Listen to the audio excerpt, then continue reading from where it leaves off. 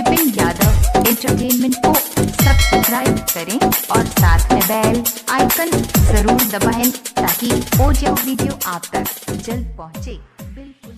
कथिला पहरल छे हमरा रे पीछा देबो ने पुराई छोरा हम तोहर इच्छा बुझले।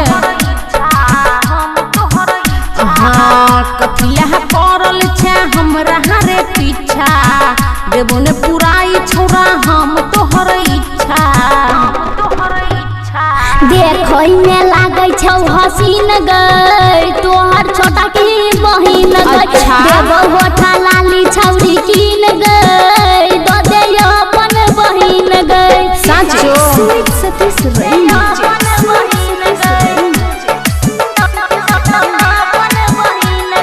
मिक्स बार नहीं निर्मल। हाँ देखै में लागै छे बंदर रे जैसी बजबे हाथ फेंक देबो अंदर रे मान जो। हाँ देखै में लागै छे बंदर रे जैसी बजबे हाथ फेंक देबो अंदर रे।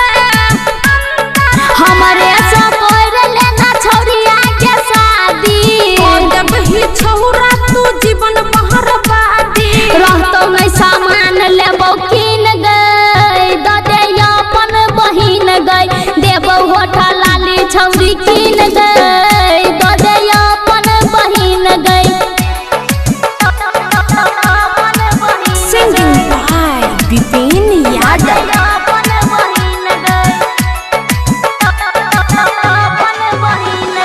विपिन सा प्यार केने छै अंकित बादल बालू केने छै। विपिन सा प्यार केने छै अंकित बादल बालू केने छै।